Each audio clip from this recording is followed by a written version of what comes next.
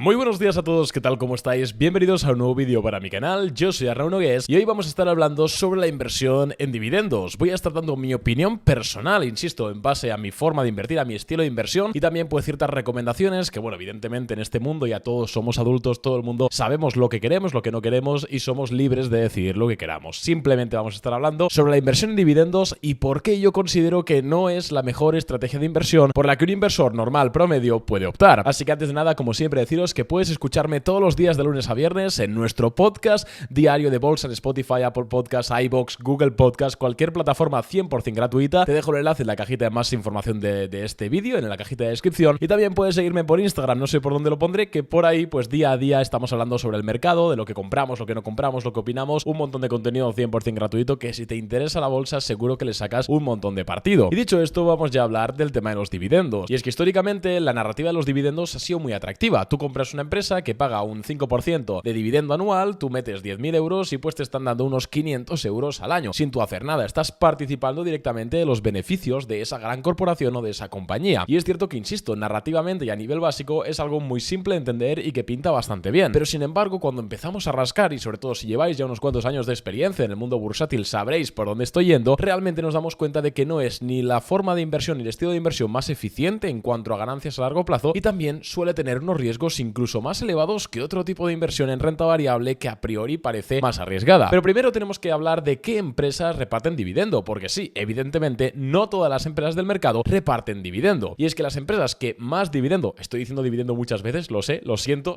la redundancia, pero las empresas que más comparten esta parte de sus ganancias suelen ser empresas maduras, de sectores maduros, de productos maduros, que tienen poco crecimiento y que ya están muy instauradas. Y de hecho es precisamente por esta razón por la que las acciones suelen pagar dividendos relativamente atractivos. Y aquí estamos hablando de dividendos superiores al 4%.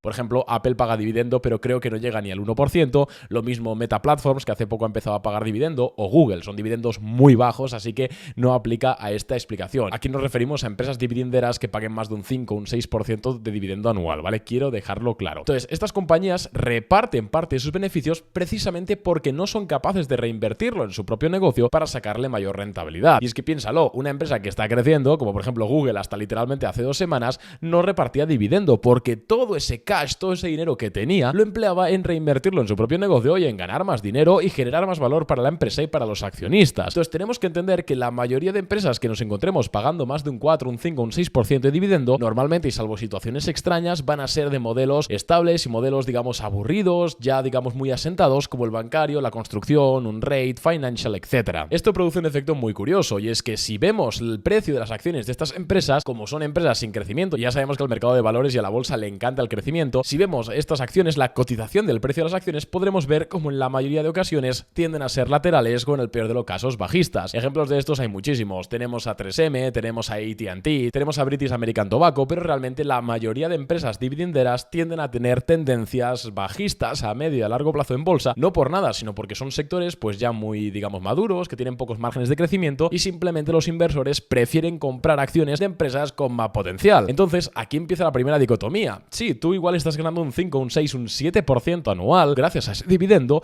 pero cuidado porque puede ser que estés perdiendo un 5, un 7, un 10, un 15 o un 20% anual porque el valor de esa acción está cayendo en el mercado. Y sí, evidentemente hay ocasiones en las que tú podrás comprar una acción que paga dividendos y el precio de la acción también subirá. Evidentemente, en la bolsa todo puede ocurrir, pero si hablamos en términos estadísticos, lo que ocurre es que normalmente pues estas empresas tienden a tener tendencias a largo plazo laterales bajistas, lo cual pues no nos gusta mucho, ya que cuando compramos una empresa que nos paga un 5% de dividendo, normalmente queremos que lo pague durante varios años a largo plazo. Y si tenemos en cuenta la tendencia y el big picture, pues seguramente veamos que estamos ganando por un lado dividendos, pero por el otro lado estamos perdiendo valor de nuestras acciones. Y esto, insisto, ocurre de forma estadística en la mayoría de empresas dividenderas. Así que cuidado con esto. Otro riesgo de esta estrategia del que mucha gente parece ser que no habla es el riesgo de recorte de dividendo. Y es que muchas personas sí compran acciones que tienen DGI, ¿no? Dividend Growth Investing. Empresas que tienen dividendos que van incrementando año a año. Y es cierto, hay muchas empresas que incrementan su dividendo año a año, pues porque siguen creciendo el modelo de negocio, como por ejemplo Johnson & Johnson, que se me ocurre que tampoco paga mucho dividendo, es cierto, paga como un 3-4% no más, pero es cierto que pues ha ido incrementando el dividendo a lo largo de